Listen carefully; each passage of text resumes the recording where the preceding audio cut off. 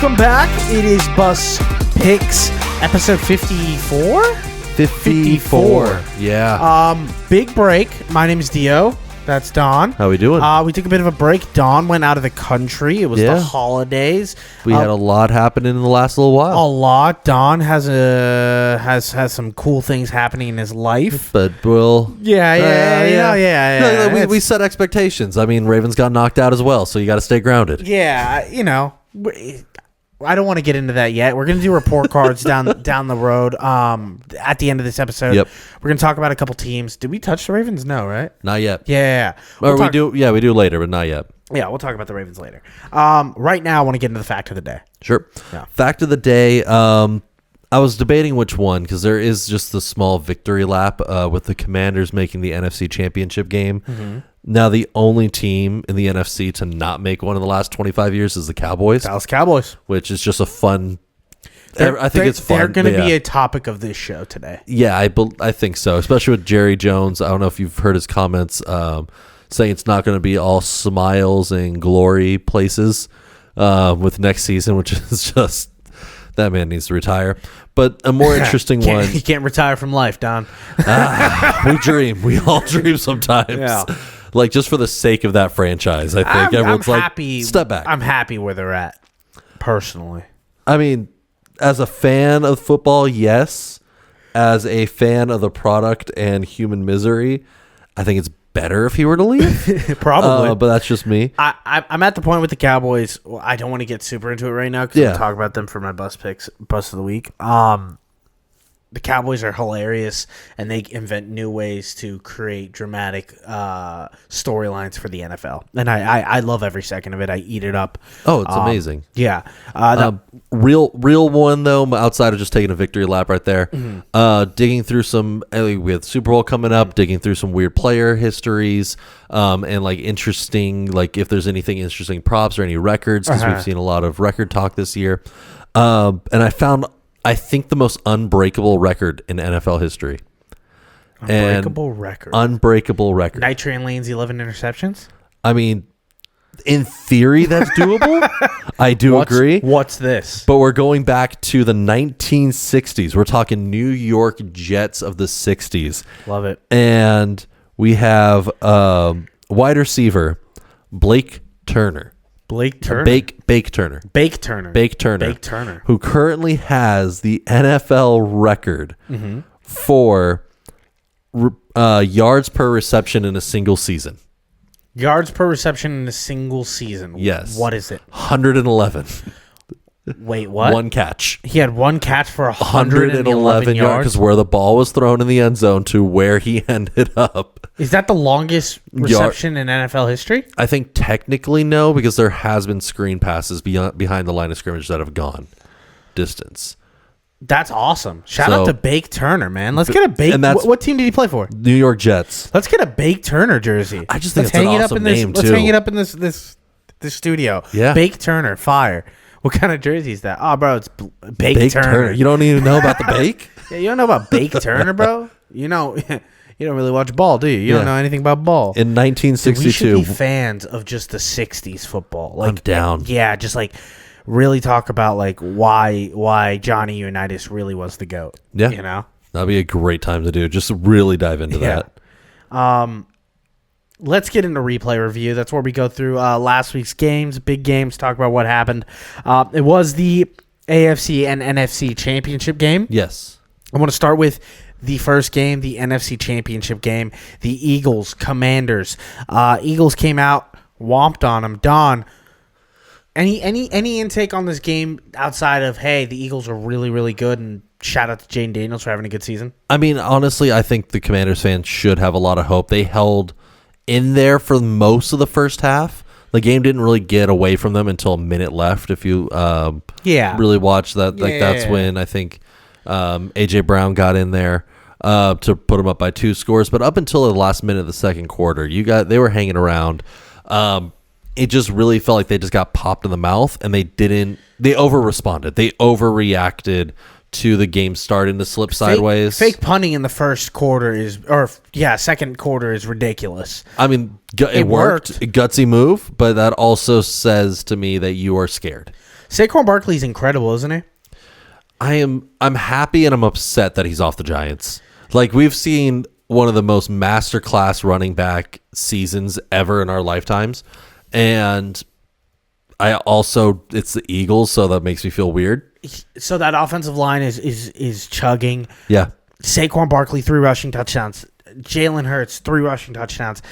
A.J. Brown, a touchdown. Like, they are rolling. That offensive line is going. That defensive line is going. Those corners are moving. That defense was flying in this game. I really, really like the Eagles. I have an Eagles future I took before the season started. I took the Eagles. I took the Ravens.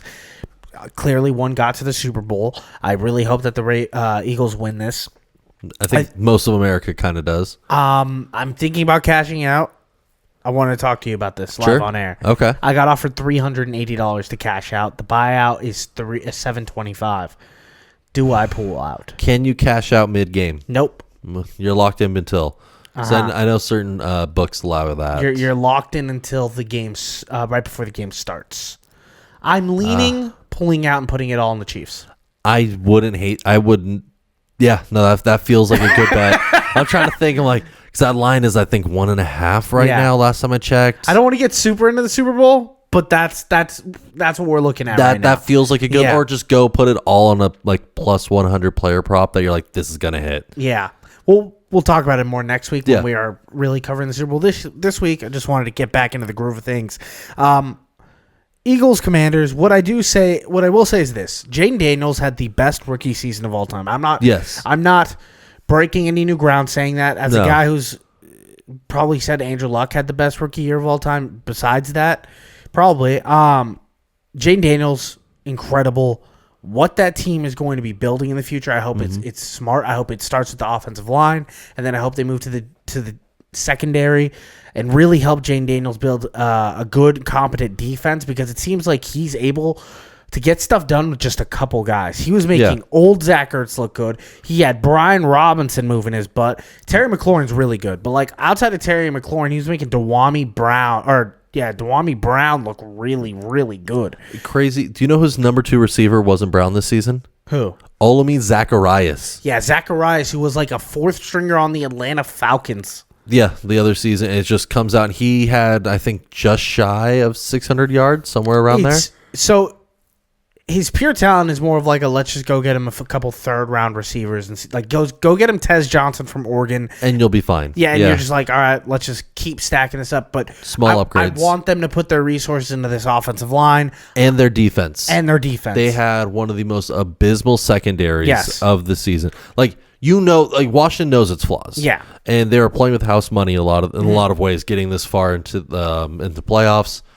That secondary, you can get away with it on offense if you build like a next level secondary or next level defense, which Dan Quinn is capable of doing. He's great. He's a good coach. Yeah, he's a great coach. He's a good coach. He's a defensive first coach. I think a lot of people forget that with the Matt Ryan years that he had with Julio, like with this season with Daniel. Like, he is a defensive-minded coach on his career. Shanahan was running those Atlanta Falcons offenses back in the day. Exactly. So and Dan Quinn would run the defense, and those were really good Atlanta Falcons team until Kyle Shanahan left.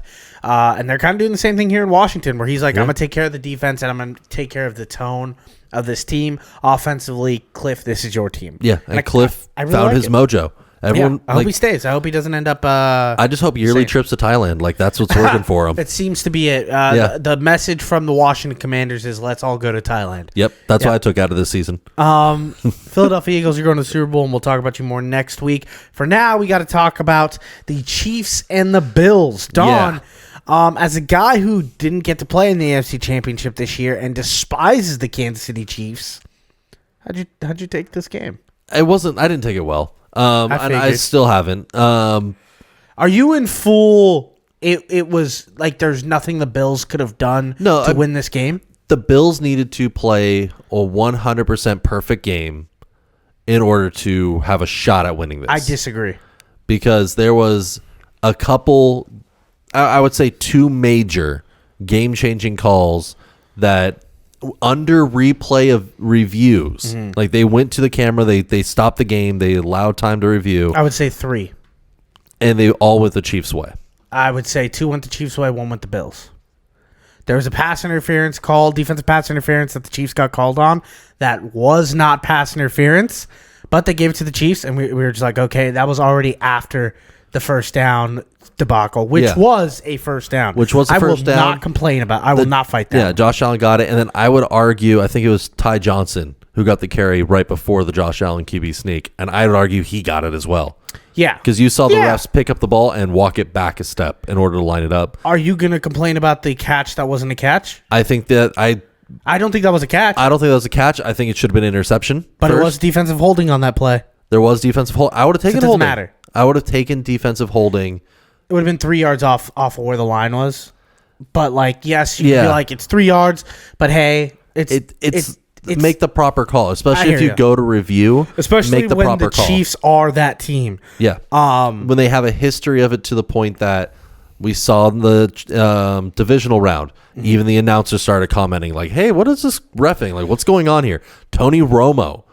I'm not a Tony Romo guy. No, I'm not a Tony Romo guy. You are a Tony Romo guy. You like Tony Romo. I like Romo in most situations. Yeah. I do not like when he's commentating Patrick Mahomes games. Because he doesn't care about anything else. Yeah, like that's all he wants to do is just talk about how amazing Mahomes is, how like next level. He is pretty amazing in next level. I've never seen this, but at the same time, like even Romo, that's my point. It's all Romo does is talk about that. I think that's not a new narrative. Yeah, and even Romo was making comments on the reffing. Jim Nantz was making comments like saying like this reffing doesn't feel even. It's never been for the 1 seed ever, but not to this blatant of an extent. I would feel, dude. The Patriots were literally playing with deflated balls. It's always been like this. Yeah. It's always been the first seed in the AFC. The Patriots and the Chiefs. What the NFL wants is they understand that they have an eye on them. If they get the ability to nudge in their direction, they're going to do that. Yeah, I've known that since a long time. It doesn't mean that the NFL's cheating. It doesn't. That kind of does though if they're nudging. When sometimes, and they rarely do it. They do it, but they did it for most of this season. I would argue. See, I think that's crazy. I think when you look back, there were moments where you're like, Chiefs could have lost that game, but they didn't. The best thing about the Chiefs is that they're so well coached and they're situationally aware of what's happening. It's stupid and it's annoying. But that's how they play, and that's how they win. It's kind of Steeler-esque, where the Steelers are kind of like, hey, this is what we have to do to win. But the thing about the Chiefs is they have like 4 gears, where they're like, we can play this way, we can play this way, we can play this way, and we can play this way. I want to go back to your first point about the Bills, where you're like, they have to play a 100% game to win. To overcome a lot of the reffing issues that I find. So what about the 4 turnovers that the Bills had? No, and that was the thing. Is like they obviously shot themselves in the foot at least 4 times. Yeah. They shot themselves in the foot 4 times, and a 4th down conversion that James Cook had to will into his existence by himself to score a touchdown to get them close. To me, and I know a lot of people don't want to hear this, I don't think the Bills looked good enough to beat anyone in this game. I think the Bills clearly have a Michigan-Ohio State issue where they can't beat the Kansas City Chiefs, and I think it's a lazy narrative to blame the refs. Are the refs a narrative in it? 100%. Yeah. But to say that they are the focal point of it is fatigue on the Chiefs and a bad narrative that people are putting on them for playing really sound, good football. I don't think that's where we defer, I guess, because I don't think they're playing really good, sound football. I think they're getting bailed out consistently in critical moments. They scored 30-plus points this game for the first time this year. And they were set up in great field position. How many pass interference calls did they get? Do you know that one? Off the top of my head, I think they got 1. They got 2. Okay. For a total of 38 yards. Sure. You know how many the Bills got? 4. More yards. Not much more, but they got more. And 1 was a critical down the end of the game situation. The Bills also got some calls. They didn't get them as blatant as the Chiefs did. Okay. But that did happen. So in a close game that was decided by 3 points, reffing did make a factor towards one team. Both teams. No, but reffing, like you just said, Bills didn't get the same level of calls that the Chiefs got. They did on pass interference calls. Overall in the game. Overall in the game, no. They didn't get the same amount of penalty yards, but the Bills played a sloppier game. And I think that's the point. Is that was my point a little bit, where I'm like, the Bills had to play a better game, a more perfect game to win this, to overcome the reffing differences. But do you think this game is... I think that if the Chiefs do not get that edge in reffing, that if that fourth down call goes the other way, Bills are marching. There's 12 minutes on the clock. Still. Yeah. There's still a lot of time. No, there's still a lot of time, but you give one extra drive, you give a critical call that fired up the offense and got him to the goal line. You don't. Doesn't it feel like we're really reaching? No, because not even 12, there was 12 minutes on the clock in a one-score game. That play doesn't dictate what happens in the entire game. They still had 12 minutes left in that game to decide it. And what happened when Josh Allen had his moment? Something he's been crying about for a long time. I want to go down the field and I want to show these people what I can do. And the refs screwed him on it.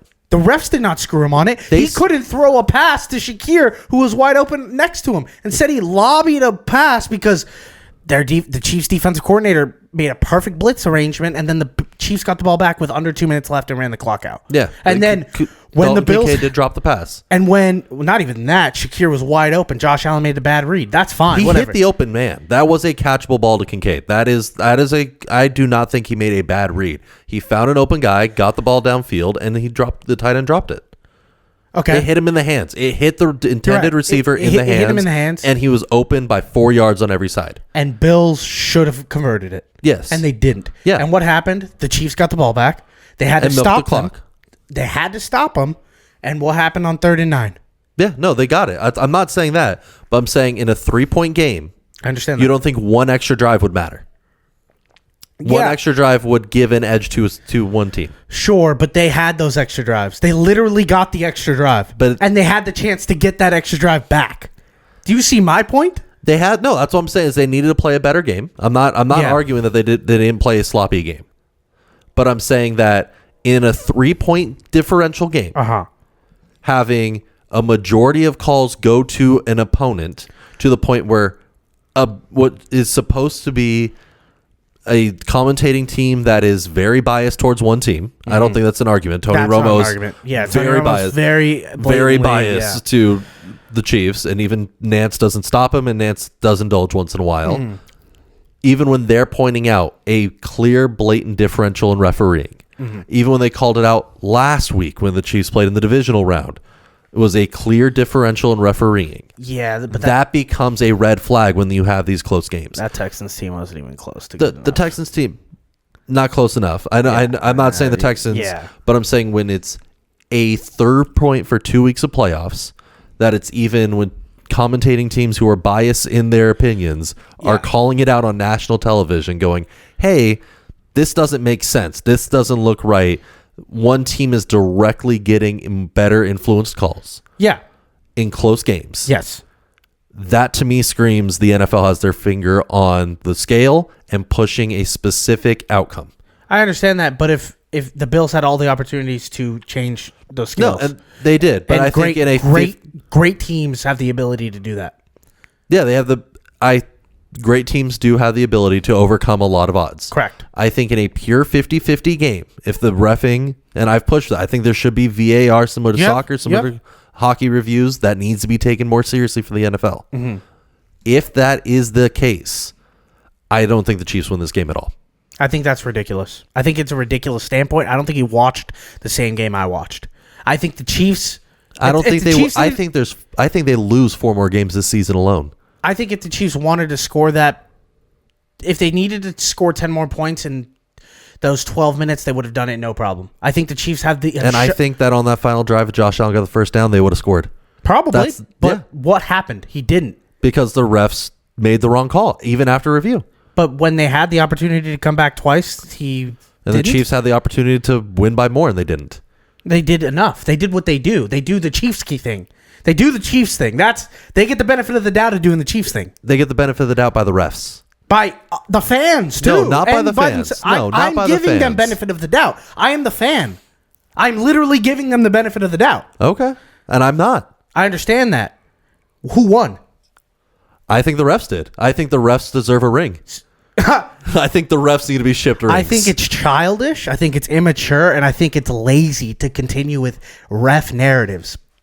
I mean, you've seen the spreadsheets I've put out. You've seen I understand the those. tracking when you have refs directly influencing game. Like, okay, the one that's when we're going into the Super Bowl week. John Gruden was even saying, like, yes, do the Chiefs get a little bit more? Sure. But if you're watching those games and you're thinking the Chiefs shouldn't be on this game right now, and they're not leagues above everyone else, then you're not watching football. I think that they are playoff contending. I'm not arguing with that. Are they the best team in the NFL? Have they been the best team in the NFL the past 3 years? I don't think so. Okay. By what metric? I think that you've had better offensive performances, better defense performances. They are not the top. They have not been a top 10 in any statistical category consistently. Is Patrick Mahomes a top 5 quarterback you've ever seen in your life? I'd put him at 5. Okay. I think Mahomes gets a lot of benefit of the doubt. I think there needs to be flopping rules instigated. I think if you there should be. 100% there should be. Yeah. Every other major sports league takes that seriously. I agree. The NFL doesn't. The NFL gives a lot of weight to taunting for the Chiefs. They get a lot of leeway in that aspect. If you ref them like any other team, that team is not where it stands. You watch boxing? You got to beat the champ. I've watched football. It's hard to beat the champ when the champ is wearing weighted gloves. They're not wearing weighted gloves. They play the same sport. The Bills had all the same opportunities to win. Not when the NFL is clearly using more bias in refereeing. So then the game should have ended after them not getting the first down. Yeah, it honestly did. You saw the entire game end. Two more times. You look at the momentum shift. 2 more times. Look at the entire momentum shift of the game. Because the Chiefs used that opportunity to score, to do what they were supposed to do. To score, yes. The refs stopped the drive to set up the Chiefs to go score immediately. The Chiefs still had to go down the field to score. They only had like 40 yards. That's a prime position. So then going for it on 4th down is probably a bad idea, right? Not if they got it, and they did. Look at every review. They did. They had to go more than 40 because they were on their side of the ball. They were on the Bills side of the football. They were on the 40-yard line. Yeah, so they had to go more than 40 yards. So they had to go 60 yards. 60. It's a decent drive. Midfield. And that then is prime the Bills got the ball back, did nothing. No, because you saw the entire momentum shift on that one call. Well, then that's on them. That's on the refs for shifting the momentum of the game. It's on the refs for the Bills to just pack it up and leave? When it's that even blatant. The Bills fans wouldn't even be like, yeah, we just stopped playing after 10 minutes. No, you still play through, but when it's They did. Apparently to you, they don't. No, they played through. They obviously finished the game. But when you see it that blatant, that you clearly have done something 2 times in a row, and the refs are not calling it, they go to replay review. When you have an objective announcers, you have former referees, you have a nation coming out saying, that is the wrong call. How did you mess this up? So then the Bills should have just been like, no, then let's just go home. It's deflating when that happens. You don't think that's a mental shift in the game completely to go battle that back when you know objectively now it is not you versus the Chiefs, it is you versus the refs and the Chiefs. You don't think that's a mental battle to go through? I objectively disagree. Once again, I will push towards. I think that's a bad and destructive and lazy narrative. I think it's a bad one. I think it's a scapegoat, and I think it's a way to tarnish a really, really historic team that we're watching, and historic player and coach that we're watching. I like Andy Reid. I think he is a historic coach, without a doubt. I think he is a better coach. For him putting his team in a really good position all the time. He does, but but that's crazy to think that he doesn't get help. Everyone gets help. Everyone gets help. No, not like they do. Not like they do at all. They're the champs, Don. This isn't the first time we spent our whole lives watching this. It feels like this is the first time you're seeing it. No, I have seen critical moments. Yes, go to the Patriots. The Patriots got suspended for cheating. And you saw entire investigations go into them. The Deflategate investigation was I'm not talking malarkey. NFL. I'm not talking NFL investigations into themselves kind of thing. Yeah. I'm saying like third party law enforcement investigate the NFL. You saw scandal after scandal on the Patriots. Well, the Chiefs haven't been caught or even mentioned in cheating rumors. So I really can't put it on them. That's what I'm saying. If it is the refs, it's not the Chiefs' fault. No, it's the NFL's fault. Why am I punishing the Chiefs? Why are you punishing the Chiefs? When you get a fast count in boxing and the refs is starting to count quicker, you can't say that someone got away with it? No. You can't say there was a competitive edge if guy goes down and refs just start speed counting. That's if I won and I won because of it, then I'm very happy that I won. Okay. I don't give a shit about how fast he counted or if he counted the right amount of seconds. Did I win? I'm out. All right, cool. That's all I care about in the heat of battle, and as a fan. Okay, then I'll buy you your Chiefs jersey because that's crazy to me that you would want to win like that. That feels disgusting and why would you want to be a part of that sport? What do you mean? Why do I want to be a part of a sport that wins? That gives joy? If you just said you'd be okay with the win and celebrate a win. If the ref purposely didn't count correctly, sped count, changed the rules so that you could win. And you said that you'd be happy with that, and it'd celebrate it, and that's what you wanted. I didn't say that. That's what you just said. If it was up to the ref, you would celebrate a win like that. I would celebrate a win if I won. Period. And I think 9 out of 10 people would celebrate a win. To me, that's tainted. Are you the guy? That is gross. So I would call the rematch. You're the guy that's like, I touched that ball out of bounds. Coach, give it back to them every time. Yeah, I think everyone in the locker room would hate you. That's fine. I think everyone in every locker room would hate that. That's fine. Yeah. I'm just when you have when you have referees in a season calling games like this, it's just not enjoyable to watch. Show the data now. You have the data, right? I can put it up on the screen for the fans to see. I have gone through. No, this is talking about penalty calls for our picks later.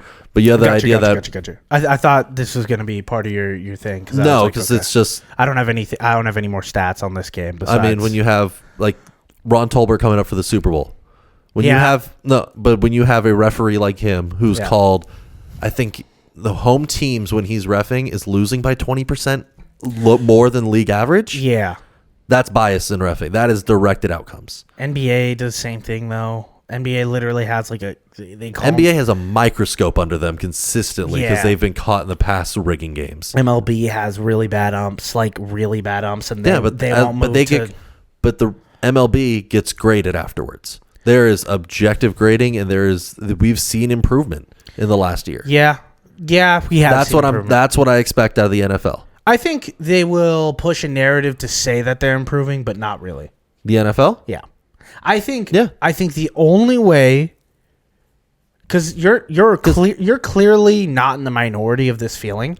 I would say 80% of people feel the way you feel. Yeah, I would say a majority, because it's hard not to when watching these games. Correct. I think a lot of those people don't understand. Also, I don't want to say football, but I don't understand really the circumstances that are put on these players and the coaches and the people. And I get it, it's a massive organization, whatever. What I'm trying to get to is there comes a point in the NFL where hey, if everyone doesn't like this product, do what you've been doing to the NBA and stop watching the product. Yeah. And until people stop watching that product, they will not get a change. So until that number goes down and shows me, hey, less people watch Super Bowl this year, a significant amount, where the NFL's like, okay, cool, now we have to put the Lions and the Ravens in, until that happens, that 80% is wrong. So you heard it here first. We're calling for a boycott of the Super Bowl. Let's do it. I'm not calling for a boycott. I'm saying if you do boycott it, that's the only way you get change. No, that's I'm good with that. Yeah, I'm comfortable with that. Yeah, but you're only comfortable with that because there's two teams that you don't like. If it was your team in the Super Bowl or a team you liked, like the Bills in the Super Bowl, if they were getting in the way like this, I probably wouldn't. Okay. Because that feels disingenuous. What if they got in similar to how the Rams got in against the Saints? That felt gross, and you saw immediate fan outcry for a dramatic change immediately. We watched that Super Bowl. I don't think I watched most of it, actually. You did. We watched it together. Yeah. It was the Rams Patriots, was it the most boring Super Bowl of our lives? 100%. Maybe it shouldn't have happened. Maybe that's what caused a lot of change in the NFL. That's why we got finally defensive pass interference review for a short term. Yeah. And then the NFL got caught with their pants down on that, so they had to overturn it because you saw how terrible the refs were. Yeah. Yeah. But it worked. My ultimate like criticism to the people complaining about the refereeing is your one stance on this is to stop watching. That's the only way to stop. I mean, or you talk enough, you create enough buzz to force the NFL to do. There's a lot of options. But not watching shows the NFL that, hey, they don't like this product. That is one method, yes. I would say it's the multiple methods. I think if everyone boycotted the Super Bowl and you were able to get that message out, we clearly want to send a message to the referees in the NFL. Yeah. We are not watching your sport. If these people are on TV, more people won't watch it. I'd be very curious. I am very curious to see the viewership ratings after this. I think we will see a dip. I see 100% it'll dip. Yeah. Because it's a repeat of both teams. But I still think it's going to be in the multi millions. I think we're still going to hit crazy numbers only because of halftime performance. Yeah, and a lot of people are going to want to see Kendrick say that. Well, I don't think it's setting in any capacity. New Orleans. Been in New Orleans consistently. This is like the 13th one. Yeah, like every 5 years it gets to New Orleans. But New Orleans has like a buzz about it. Over like Minnesota, it has more buzz than like that. And then honestly, does the location matter for TV viewers? I guess not if they're just watching the Super Bowl. Yeah. I guess for people that are like watching the whole week of content that like leads up to interviews. But I don't know how many casual fans are watching that. That's what I'm saying. Like they probably don't care about that. Location cares. But halftime performance. Team Philly is a massive fan base that scopes around the entire country. I think this is probably the first time ever that Philly's like public underdogs that everyone's kind of getting behind. Saquon's like the best story in football right now. Jalen Hurts has, can Jalen do it? He played one of the best Super Bowls ever. Like, I don't want to get super into the Super Bowl right now, but like, it is going to be interesting what that number is going to be. I believe there will be a dip. I don't think it's going to be ridiculous. I am thinking we're probably, from what I've seen, it sounds like there's going to be I'm thinking like 20% dip, 15-20%. So you think like 8 million less people are going to watch this? That it feels that way. Okay, which would be interesting. I'm curious to find out. Let's move into Bust of the Week. Bust of the Week brought to you by Don's Basement. Don's Basement, where you can get 3-year-old Cheeto stains. Don's Basement. Don't sit on the couch. My Bust of the Week is the Dallas Cowboys, the entire organization. Is this your Bust of the Week? No, I was thinking this one, and then I was looking at the Jags, too, for their head coaching situation. All right, that was my other one. I'll go really quick with the Dallas Cowboys. Jerry Jones is a fool, but I love him. I'm now at this point of my NFL fanship where I kind of just love these quirky characters. And, like, Jerry is, like, a guy I kind of want him to live forever. Because, like... You just want to trap this team? It's not the team. It's just, like, it's enthralling. Like, it's genuinely, like, one of the most interesting storylines. It's like his sons are at war and they fired Mike McCarthy without them really having a plan. Meanwhile, every single other team in the NFL has clearly been reaching out to other coaches for a long time, which is also cheating. If you were really a man of your word, you'd be mad that they were doing that. Oh, I was pissed that they were talking to Todd Monken and forcing him into interviews before the playoff game. I was very upset. Yeah. Like, that doesn't make any sense. Why can't you wait till after playoffs? They want to get their coach and start their process, or else you end up in a spot where you don't have a coach like the Saints are right now. Teams cannot deny interviews if they're still in the playoffs. That feels weird. Yeah, but the coaches can. The coaches can deny it. The coaches can deny it, but the fact that there's not a rule around that, like you're not allowed to until week 18, but then if you're playing games still, we still can. Like, that doesn't feel balanced. It does feel weird. I think it's okay if you fire. Because imagine you're the head coach of a playoff team that barely scraped by. Like, imagine Mike Tom. You're 100% right where you're like, even if it's just a 3-hour Zoom call. that still takes, you're having to prep for it. You're thinking about it after. That takes a day. That is a day out of your prep. And when you're done doing work at studying film all day, getting the plan ready, you're at home. You're thinking like, how did it go? Am I going to get this Detroit job? Yeah. Like, am I leaving Detroit? You're no longer focused on your job. Do I have to start worrying about a house over in Chicago? You know, I get that. I don't want to get into that too much. More of like Dallas Cowboys hiring Brian Schottenheimer, their offensive coordinator, to be their head coach because they really couldn't land the Dion train. They couldn't land any of the other coaches like Dan Campbell. They couldn't get Cliff Kingsbury.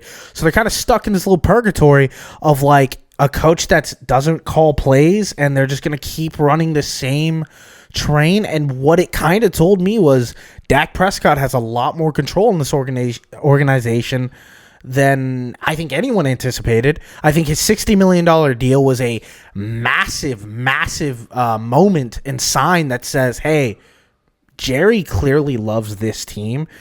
He brought back Ezekiel Elliott because the last time he was like, they were good was with Zeke and Dak. Terrible. And Dak clearly was like, Brian Schottenheimer's my guy, and I want him to be the head coach. And that seems like what it was. I don't know if it was Dak making that call. It was the rumor is Dak and the two brothers made the decision. That's what I think it was two sons. The two sons, Jerry's two kids. At the same time, I don't know if it's Dak having that much power going into that, but it sounded like McCarthy was on his way out no matter what. And do you think he should have been? Yeah, like his time was up. Even after this year? This time was up. Even with the candidates? I agree with you. Yeah. It's just because my mindset isn't should he be fired and like how is this team going to run? My opinion is fire McCarthy and rebuild the team. Like it needs to be burnt down to the studs and rebuilt. Which I agree. Yeah, I mean that's the best choice for the Cowboys right now. You are not going to go. Your team is too wrapped up in major contracts. You can't rebuild right now. You can't go get pieces that you need. But that's been their issue. The thing about Jerry Jones that was so refreshing when he first became an owner is because he came in and he changed everything. He made trades. He got a college coach, and he did revolutionary at the time things. Times have changed. He still kind of sticks to those original things he was doing in the 80s. That's all he really knows. And it's not working. They're signing their really good players, their CDs, their DAX, and their Micah Parsons. You have to sign like if you have two options when you're stuck in a mediocre team. Yeah. You sign your stars, your hometown hero guys, and you hope you draft and hit. And hope that your fans keep buying the product of the stars. Which they have. I mean, Cowboys fans still have. Yeah. Or if you're a mediocre, you have to just burn it down and keep going. Build. Which in the NFL is not that big of an ask. That's 3 years at most. Like if you do it very well, you could do it in a year or two. The Commanders are in the NFC Championship game. Exactly. They had the number 2 overall. You can swing it if you hit on everything. If you don't, and you take a slow rebuild, 4 years. Yeah, it's Dallas Cowboys are really interesting. Bust of the week. Don, who's your bust of the week? I want to say Jacksonville Jaguars. Can you give me a Duval? Duval. Oh my God. I hate him. He's so weird. I think I love him though. But like it's not even him as a weird coach or like he's just a quirky guy, but it's the sliminess of accepting a job offer, about to sign, and then you just get a little bit more money somewhere else and go, nah, I'm going to throw away the contract and run away now. And the head coaching job. He got the head coaching job, but he's going to be run out of Duval in 2 years anyway. He's doing it for the paycheck. Yeah, like that's what it is. He's done that everywhere. He literally is like a one-stop guy every year. His past 5 years, he's been at a different organization every year. It's just felt so slimy. Just seeing it the way that it went about, just slimy as hell. Yeah, the Jacksonville Jaguars are in a really good spot, and as a divisional rival, I'm really excited to see what they do. I'm really I'm excited. So curious of what they have for the future because this team. I can't wait for them to get rid of Trevor Lawrence and him be really good, unlike the Arizona Cardinals or maybe the LA Rams when they get rid of Stafford. They're like, all right, we'll take a shot on Trevor Lawrence, and all of a sudden McVay would do crazy things with Lawrence. You tell me Trevor Lawrence wouldn't immediately become like the 10th best quarterback in the league? In a heartbeat, immediately. He would. Yeah, McVay would get so much out of him. Yeah. Man, we should become GMs. Let's get into report cards. We're going to get into report cards. We're going to review 10 teams, give you a nice little bite-sized summary of how we feel that season went. Sure. Give them a letter grade from A to F. everybody got letter grades. I will asterisk this immediately. I'm grading on a curve. I'm grading on a curve. Yeah, you have to grade on a curve out of what expectations were. I couldn't agree more. Okay. Because there are those, like, I've seen those report cards where, or other people discuss, like, like, we saw this rebuild. It's really come to fruition. They're going to be great in 3 years. D-. And it's like, you can't look at that. Like, that's not what they were going for. They weren't going for a Super Bowl run when they have, like, the Raiders this season were not trying to. We'll take the Raiders as an example. What would you give the Raiders on a grade scale? On a grade scale, I think a C. You have not made any major improvements. You haven't taken any, like, this is huge, exactly disgusting what you expected to be as a Raider. This is still stability from what you expected going in. If anything, you got the C because you found out Brock Bowers is really good. Yeah. You didn't have your head coach, so you moved on. But at the same time, you got slapped in the face by Josh Jacobs. Yeah. And you know that, like, whether you like Pete Carroll or not, you know that the organization is clearly trying to make a push to stability. Yeah. And that in itself, C. But if you compare it to the rest of the NFL seasons, obviously probably lower. F. Yeah, probably a B-, yeah. But that's why we do a curve. I like it. Let's start with the Pittsburgh Steelers. Don, how are you going to ruin the curve already? B-. This is what you expected. Just consistency every year. This was your peak. I gave them a B. I gave them a B because they went more than one game over 500. More than one game over 500. My biggest thing to them is now, what are you going to do? Because you have to sign either Russ, isn't it? Because Russ now gets fully paid. You are no longer deferring contract to the Broncos. Yeah. So Russ you don't get away with a $1 million Russ. He is expected to make upwards of 35 to 40 right now. He's not getting that. That is the current market expectation for him. He's not going to get that. I don't think so either, but I mean, that's just the valuation that I've seen I think floated. He'll get 20. Or do you do Fields? They're not going to do either. They are most likely to sign one of the two. They are not going to do both, but they are re-signing one of them. I think they're going to move towards a veteran, maybe a Daniel Jones, maybe a Kirk Cousins, maybe move in that direction. It's a cheaper, more affordable option for them. Daniel Jones definitely would be. And you could probably get a safer output. And the rumor on the street, it started today, is the Arizona Cardinals and Kyler Murray may be in a bit more of a rocky situation than people want to. Now, Gannon came out and said that they're 100% keeping Kyler Murray, but we'll see after the combine. Yeah. We'll find out very quickly. The Steelers are a team that have already started making their way of saying, hey, Kyler's a guy we'd be interested. I think a lot of teams will be interested in Kyler, without a doubt. I'm not necessarily being like Kyler would make them. I think they're probably in the exact same spot. I think they're the exact, because you don't even know if you get Pickens next year. Organization was like, fans were calling for him a little bit. The organization was talking about moving on from him. The Pittsburgh Steelers did a really good thing of where they draft receivers and then they didn't make them good this year. It was the first time ever. I was like, where's Roman Wilson? Just disappeared. And then Najee Harris is gone. Najee Harris most likely gone, so you're with Warren at this point. TJ Watt. TJ Watt disappeared, and I don't think. And in the last 4 games, like, do you know what he put out statistically over the last 4? 0 pressure, 0 sacks. TJ Watt in the last 4 had 1 run stuff and 7 total tackles. Yeah.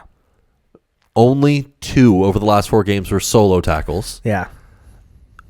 No sacks in the last 2 games of the season against the Bengals and against the Ravens in playoffs. Goose egged. Yeah. Nothing in anywhere. I think they have a lot of looking into the mirror soon. A lot of questions coming up. And I'm hoping he's just playing I like TJ Watt. I think he's an animal of a player. I love to root against him. Yeah. I'm hoping he was just playing through injury. He wasn't 100%. He's going to be fine next year. They're already talking about trades for TJ Watt. That's going to be the interesting thing. Is like, they didn't even what's going on with this team right now? This team, I wouldn't be surprised if this is the year where they're like, well, we think Mike Tomlin's the guy, but we clearly need to blow it up. I would like that more than them being like, let's fire Mike Tomlin and try to run it back with someone else to run this team. If you replace Tomlin, you are resetting the team fully. You are having to rebuild from the ground up. If you keep Tomlin, you are going to be stuck in running it back over and over and over again. I think those are the two options I see the Steelers only taking. I feel like they can set a small reset button with Tomlin under the helm still. I still feel like if they're like, we're not going to sign Fields, we're not going to sign Russ, we're not going to put ourselves in harm's way at getting a quarterback, we're going to clearly say, hey, this is a team that needs rebuilt. But I don't think they're not going to. I don't think they will, and I don't know if Tomlin wants that. I don't think he wants to either. Because he's like older now. He's in his 50s. Yeah, he's trying to chase a playoff run still. Yeah, I mean he needs one. He needs one for his resume. It's getting a little Andy Reid in Philly a bit. You know, where it's like, yeah, he's good, but like it's never it just feels like it's stale. But Reid, you had hope. Yeah. Of like they can do something. Yeah. From what I've seen, Steelers fans, and from what it's the minute the team hits 500, it looks they just quit. The entire organization just goes, "Oh, we're done. We hit our goal." I got a lot wrong this year. Yeah, that's the one thing it's one of the few things I got right. And I mean, it's water's the most wet, and they give up.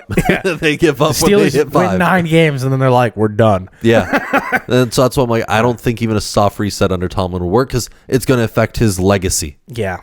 Yeah, let's get into the Chicago Bears. We had a lot of expectations for this team coming in. I say B+ on the season. What? No. You gave the Chicago Bears a B+? It's a rebuild year. You have a rookie QB. They had way more expectations this year. I think the expectations, like if you're going by where the media expectations were putting this, organizational. If you look at it with just, hey, this is the exact situation, and forget the hype. Like, move away from the hype that we're coming in. Just looking at it from 10 steps back, what a B+ season. If you're looking at it from the hype, the expectation, the fans buying into certain media coverages of the team, and this is a C- D season. I said D. I said it was a D- season. I said Caleb. But I think Caleb wasn't even the third best rookie quarterback in this draft. But I mean, you were playing with Matt Eberflus. Yeah, bad. Which was a very bad situation. You had no O-line whatsoever coming in, and that was a known factor. They might have less of an O-line now. I don't know how they're going to protect Caleb moving forward. And that was the point where even draft commentators on draft day were noting this is not going to be an issue because Caleb's going to be able to run. And it's like, that's not a good take. Like, your rookie quarterback is going to run for his life. That's not what you want. Them taking Rome Odunze over a good offensive lineman with the 9th pick will go down as one of the biggest draft busts in Chicago Bears history. I'm 50-50 on that because I think Rome could develop in the next couple of years. But they need... You can always go get a receiver. You can always go get a receiver. If you think Rome is going to be the guy, if you think Rome a year or two from now, you have a guy already. You have guys. You have two very good guys. You have 2 really good guys. But if Rome is going to be your future build up receiver, this entire draft needs to be based on defense, and building that line, an O line. That's it. That's all you're allowed to draft from. They got the coach. Which is the only thing I could say is the most silver lining. I'm not saying Caleb Williams' their start was pretty good, really, really good still. I think he's the best quarterback in this draft still. I think believe in him. I think he and Daniels prove that they have the best ceiling without a doubt. Yeah. Where I'm okay, where I'm marking them at as B is hey, 4-2 start, and then once you got into the bye week, teams all adjusted for you. You lost every game, except for one. You beat Green Bay. You got that monkey off your back. That's what kept them from having an F for me. To me, it's. Teams are going to adjust. Teams adjust every week. They figure out what your scheme is and adjust to it. With a rookie QB, it is hard to develop a playbook beyond a certain capacity. Especially with your coaches being fired and all this stuff. Yeah, so that's why I'm you saw potential out of the key players. You have something for next year. Yeah. I just hope that they continue development with the new coaching staff because changing coaches on rookie QB is tough. Though. Just they won 5 games. I'll mark it back to just a B. Yeah. All right. I saw hope. I'm going to go to the Colts, the Indianapolis Colts. I don't have a lot to talk about them. I came into the expectations with 6 wins. I got a little more than that. Sure. I got 7. I got 8. I got 8 wins. 9. I got 8 wins. But I didn't get any improvements from Anthony Richardson. Yeah. I think, in fact, I'm more in a situation where I don't believe in Anthony Richardson every day. I wanted our GM fired, and I wanted Steichen probably not fired, but like I did want to reset and just blow it all up. Yeah, that'd probably be for the best. I've gotten to a point where I'm like, fine, let's settle. Let's do one more year with these guys, Chris Ballard, Steichen, Anthony Richardson. Let's run it all back one more year. Yeah. Put all your investments into this. And then if this season, if you cannot show significant improvement, it's over for the entire staff. And then we just rebuild. I can sell myself on that. Sure. But I now know it's just this season. Jim Irsay's been able to say it. I now know there's a time there's a clock. There's a doomsday clock. They got to figure it out or it's over. Yeah, and I think it should be over, personally. I give them a C-. Coming in, based on roster and based on this team is looking on paper, I give them a C. Mm-hmm. But based on hype and expectations you're seeing from a lot of people coming in, based on Anthony Richardson, you get a D. Yeah. Like, you are left with so many questions coming out of this. Is Richardson even going to be your quarterback next season? I know that they've expressed that they want to stay pat for one more year, but I mean, they were making a lot of changes halfway through this year of, hey, we don't want to use him anymore. I completely get that sentiment too. I wouldn't be surprised if they brought someone in to compete, but I don't think it'll be anyone like big enough to actually be like, oh, I think it'll be a Joe Flacco-esque backup still. If you get Sam Darnold? No, I don't think. I think Sam Darnold's market's going to be way too high for the Indianapolis Colts. Be interesting. Well, because you also have two of your top skill players. You have outs on them right now. You have an out on Jonathan Taylor on his contract, and you have an out on Michael Pittman right now. Yeah, I think both of them at the end of next season become unrestricted free agents. No, Michael Pittman got signed last year. Michael Pittman is on his last. It's this year. Yeah, and you could get out of his contract. Yeah, next season, free agent. Yeah. He's on the last year of his franchise tag. Correct. Yeah, but wait, no. He's going into next season is his last season on franchise. Really? Yeah. He just signed a contract for $24 million a year, 3 years. Last year. Yeah. You get two, and then the third option. Damn. Okay. Yeah. Jonathan Taylor. Taylor's on his last of his rookie extension. That's what right I'm saying. Now. Like we know. Like it's next year. If they don't show it next year, it's over. But then you don't get anything for those guys. That's fine. Because Jonathan Taylor's turning 27 on a rookie deal. You can shop him right now and probably get a great haul of picks. Michael Pittman's turning 29 next year. Yeah. You have him on a pretty good deal, like a favorable to a team who wants to go get him. To me, this is the window to rebuild. You could still get something for Richardson, and you could get a haul of picks for Pittman and Taylor. You're right. This is the window, because next season you can't trade him next season. No. You cannot take that shot because they're going to be at the end of next year. This time next year, they're free agents. You're right. Them. To make the move to completely reset is the move now. Yes. While there's still value in your roster. Yeah. But the Colts see that value as, hey, this is our shot. And not to win a Super Bowl, that's not what our expectations are. We just want to make the playoffs. That's the clear foundational statement that Jim Irsay has made. Yeah. He said he's wanted to win Super Bowls. I don't believe him. I think he does want to win a Super Bowl, but everyone wants to win a Super Bowl. You could say that. Everyone says that. And I'm not saying he doesn't put the resource, but the Colts have had top 5 cap space for 10 straight years. What haven't we done in 10 years? You haven't made any major signings. We haven't won our division in 10 years. That too. So the Colts have now kind of entered this Cincinnati Bengals-esque world where, like, we'll sign our own players. We don't sign free agents. I think part of that is also Chris Ballard. And I think in order for us to have actual fundamental change, they need to get embarrassed one more time. Yeah, I'm hoping that makes the change for them. We'll see. We'll see. I'm definitely going to buy in this year when we draft Tyler Warren, a tight end out of Penn State, and I've already seen the Anthony Richardson's working out with Josh Allen's quarterback coach to fix his throwing motion, and I'm already like buying back into it all where I'm like, okay, I can see the path, and I'm sure by August I'll be like, we're going to win the division. Yeah. And because there was times you were walking around this season, going like we could make a run. I'm the best quarterback in the NFL. Like not even best quarterback. You were contemplating you could make an AFC division run. Oh, I was saying soupy. Yeah, I was like we could beat the Ravens, which we can. We've shown we can beat the Ravens multiple times. The Ravens and the Chiefs, we own them. We can't beat the Bills. We can't beat the Bills. Can't beat the Bills. They The Bills are my nightmare. They're my nightmare team. I hate the Bills. Let's move on to the next team. It's the Minnesota Vikings. I don't have a lot to talk about with them. Sam Darnold, shout out to you.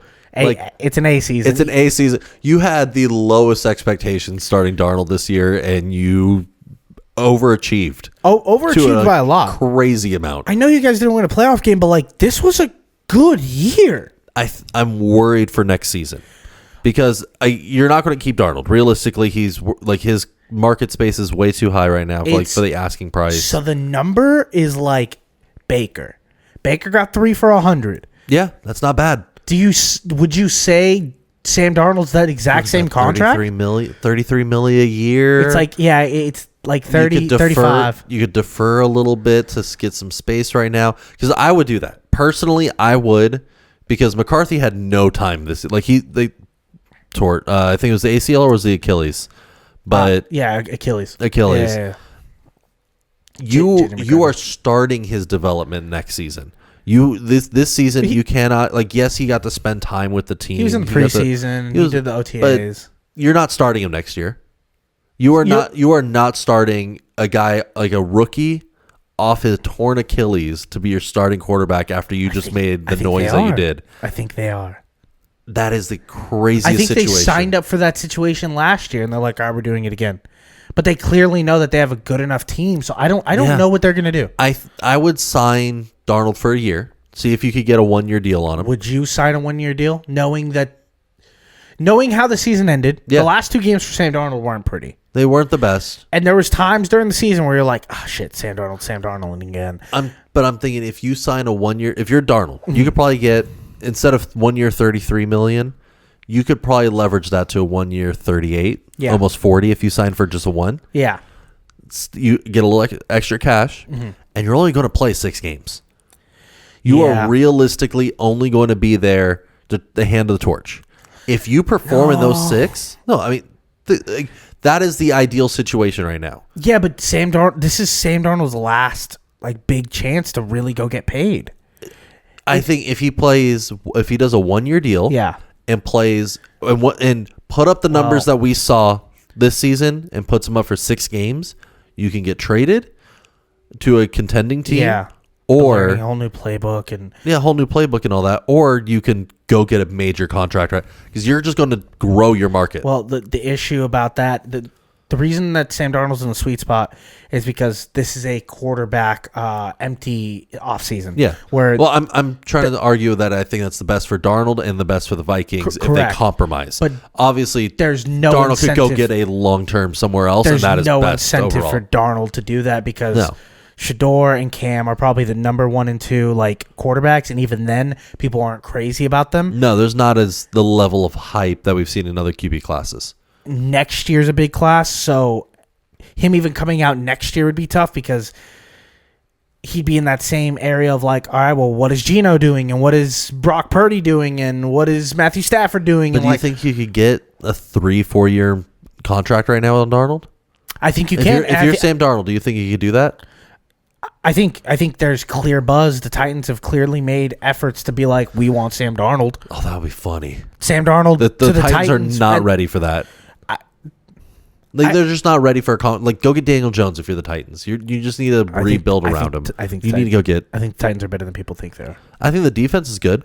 The defense showed up very well. The defense is strong. The offense needs to be torn down. What if they have all those picks? They have the number 1 pick. They trade back. They get another haul, and they just load up that offense with Sam Darnold.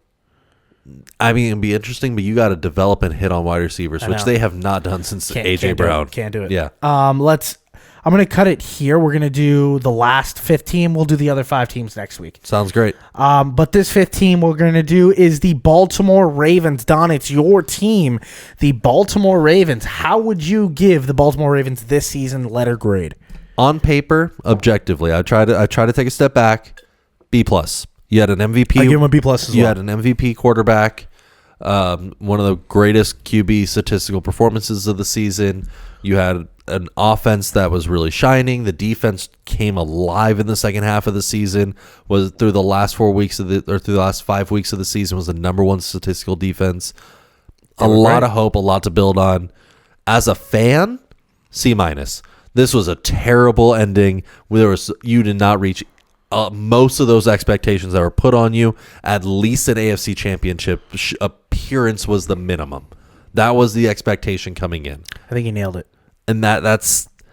But I mean, on the nice side, and I could say the biggest shine that I like out of this year is we know the issues. It is clear cut where our roster gaps are, and we still performed amazing even with those gaps, with very minimal wide receiver depth. I think Zay Flowers hurt a lot more than anyone will really admit. That him being out was terrible for the offense. You saw the offensive play calling shift completely from what we normally try to go. Bateman is a solid, he developed this season. He's good. He is good. I've said a lot of bad things about Rashad Bateman. He's just not a number one, and that's okay. He's perfect for what he does. I hope he gets paid. Yeah, I hope he gets paid. If you go get a first round pick and he becomes arguably a top 20 number 2 in the league, he's a top 50 receiver. Yeah, and that's a great number 1 overall pick. That's a good. That is a good. Not pick. number 1 overall, but first round pick. Yeah, yeah. I'm really interested to see where the Ravens move on from this point. I mean, we got Todd Monken signed to another long-term contract right now, which was nice. We haven't talked about the Ravens. No, not much. We've avoided we've avoided this conversation. I've been wanting to talk here. Yeah, I know. A big narrative I've been giving you for about 2 years now is yield Mark Andrews' washed upness. Now, there was a moment where he was like, I'm not washed, check this out during the season, and you were doing a nice little dance on me.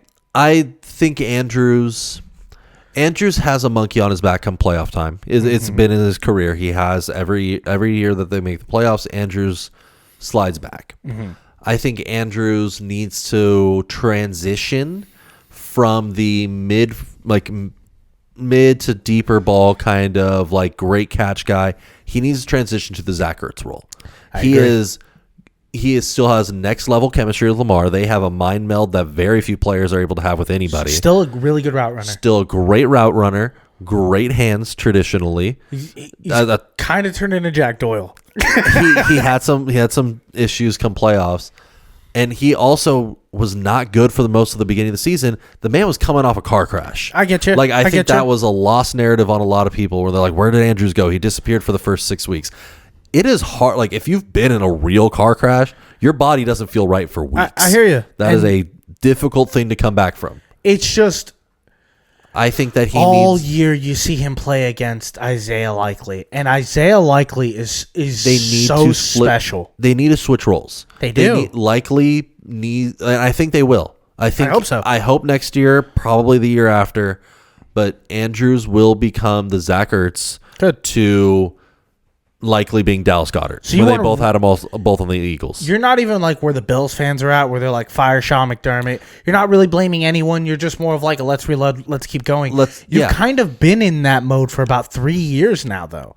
At what point are you going to be at where you're just we're just a nicer version of the Pittsburgh Steelers? I don't really mean that, but no. At what point is the question there? Yeah, where you're what's to me. I want to see what we do in the offseason. There's already links. It's hopeful. It is far out speculation. It is not confirmed in any capacity. Links of Sauce being able to be picked up by the Ravens. We'll see. But if the Ravens can get... That's the clear issue. Because the offense was showing up week 1. 100%. The offense was moving. Even with Andrews' issues, the offense figured it out week 1. Most of that season was the defense being very lackluster and the offensive line just needing a little bit more. Yeah. You address one of those two big concerns, either attack the guards or attack the secondary. Address one of those two in the offseason. Run it back. If that cannot get you over the hump, if just one small roster issue cannot get you, addressing one of the two minor, I won't even put them major roster issues. They are... I don't think they have. I think this year should be. I think there's 78 overall in Madden kind of things where it's there's an upgrade, but you could get away with it. I think their whole roster. I'm a little bit different. I instead of going after Sauce For me, I want the Ravens to do more depth. I want them to go. I think we need receiver depth. I think that could be found in the draft, though. I think they should do that across the offensive line. I think they should do that across receivers, and I think they should do that across the secondary. I think they should, instead of prioritizing big names and strong contracts, maybe just spreading that money out and going get a couple guys and seeing how well they can coach inside that system. Yeah. Instead of just being like, well, we got Sauce, and I'm not saying Sauce wouldn't be amazing. He'd be amazing in Baltimore. He would be. Yeah, it would be great to see. I think that's where I'm at. It's you either dedicate to a big depth push and just fill in the roster as best you can, or you go for a big name. Those are the two things I want to see. Yeah, I don't want to see a middle ground where you're like, hey, we got like I Kendall Fuller.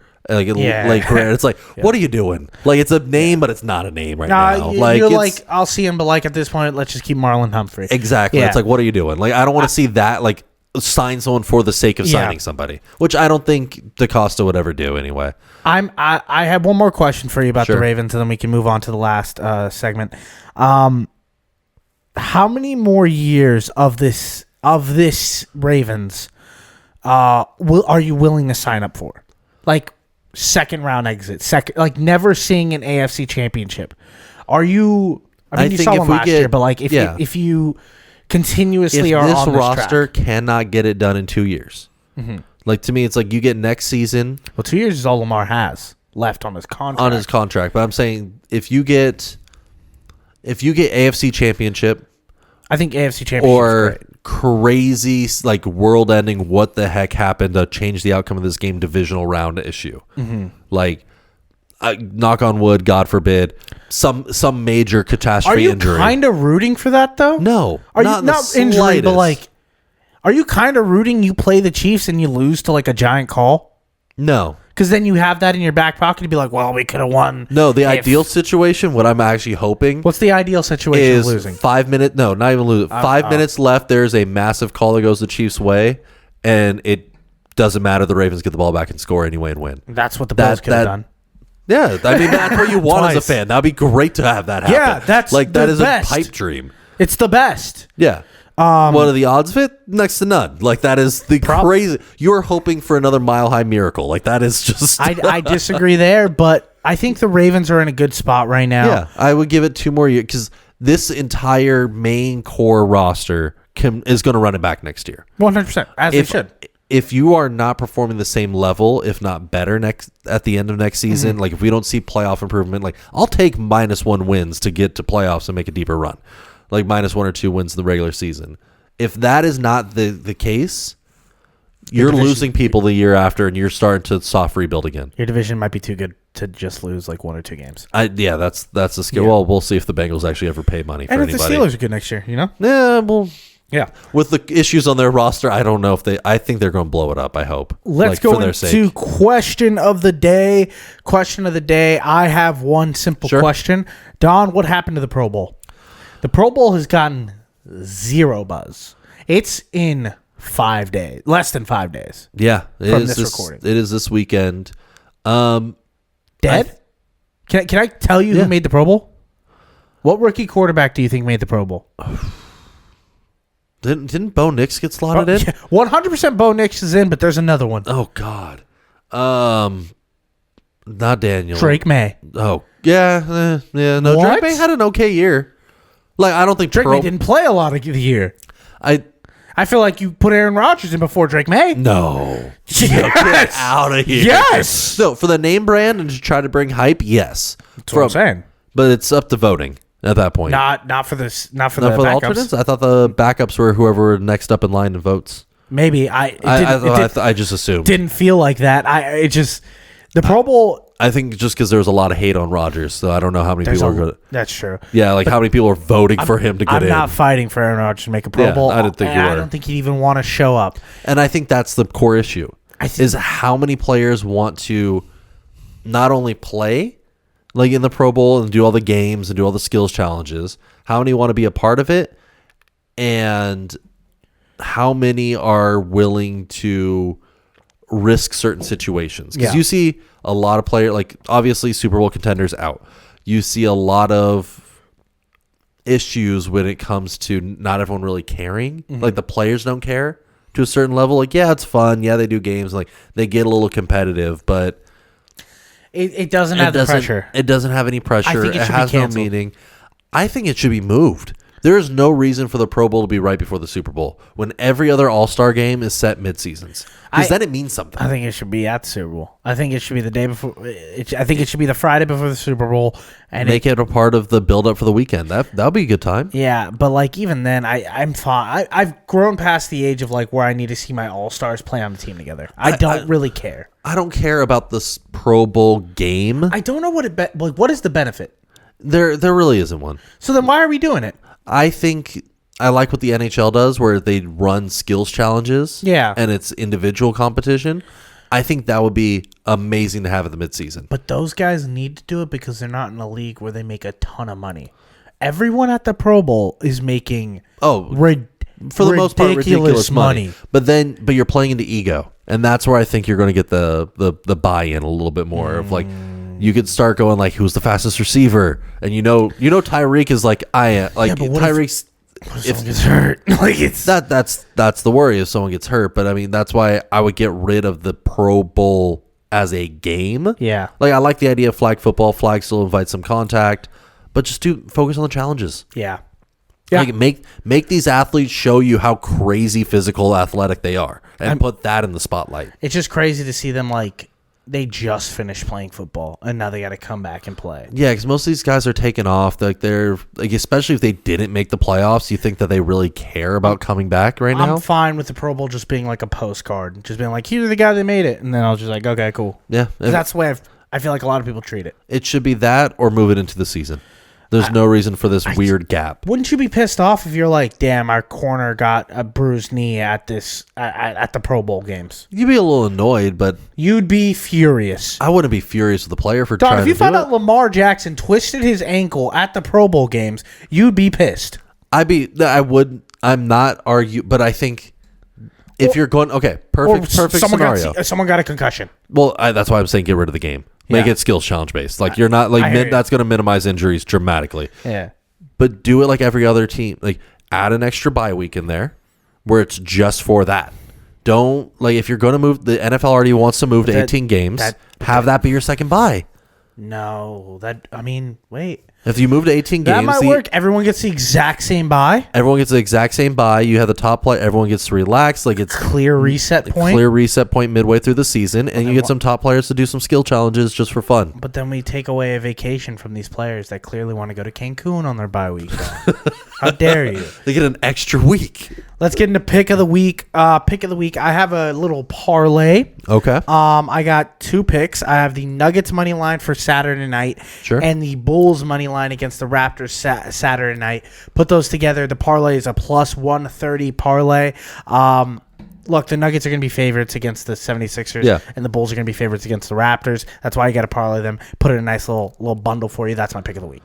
That's not bad at all for me. I'm taking some futures looking at the Super Bowl upcoming. Gotcha. Just because this is the time to get onto the game market, I feel, before you get into the player props, before you start getting a lot of those released. Next week, we're going to have we're going to do deep dive into the players and breakdowns. Everything. But this week, I feel like this is where the weird lines come out, and there's a lot more, because they're moving dramatically. Yeah, you can get really good lines. Exactly. And so I wanted to pounce on those. The first, the two that I'm really liking the most is the second half being the highest scoring half. You get plus money at plus 109 for that right now. And that's just against the first half? Yeah, for second half versus first half, both teams combined. That's a great bet. It has gone 8-5-2 over the last 15 years. And especially with two teams that have played each other. It is a repeat. You know what you guys are going to kind of start out with. I think it's going to be second half adjustments that are going to lean the most in this kind of matchup. I love that bet. The other one for plus odds right now is plus 229 is will there be a 2-point attempt? Yeah. What? Yeah, dude, yeah. Over the last 15 years, it has gone 8 times there has been a 2-point attempt and has been successful 6 times. It is not always the most guaranteed play to call. Yeah. But when you have an offense like the Eagles, who are just going to run it down your throat, 3 yards is the same as 2 yards. This is the same as 1 yard for that kind of offensive tush-push Saquon deal. I can see and you have the Chiefs getting cute. You just need an attempt, not even a successful attempt. Don, you've given me plus 229. Two bangers. Give me my third one. Third one is I'm taking the line right now is at 6.5. I expect this to jump in coming weeks. Penalties accepted. Right now. What's the line at? The line is at 6.5 penalties accepted. Boost that up. Ron Tolbert. Boost that up. We're getting to him a little bit earlier. He has the 4th highest flag count on the season, 3rd highest out of all referees accepted flag count on the season. When he is the head official on the field, they are averaging 13.8 accepted flags per game. It's because the Eagles and the Chiefs don't get flagged much. Don, are in a game like this, you're expecting the refs to be part of it. They have in all playoffs. 3 absolute bangers of bets that you just gave. These are just the fun, because these markets are going to change dramatically. No one's looking this early at game markets. Take advantage. Yeah, I mean, we probably got another 3 days of being able to make these bets. Yeah. So lock it in. Go check it out. Guys, thank you for listening to another episode of Bus Picks. Sorry for the long wait. We promise we will be more attentive going forward for this year. My name is Dio. That is Don. And remember, pray for the parlay.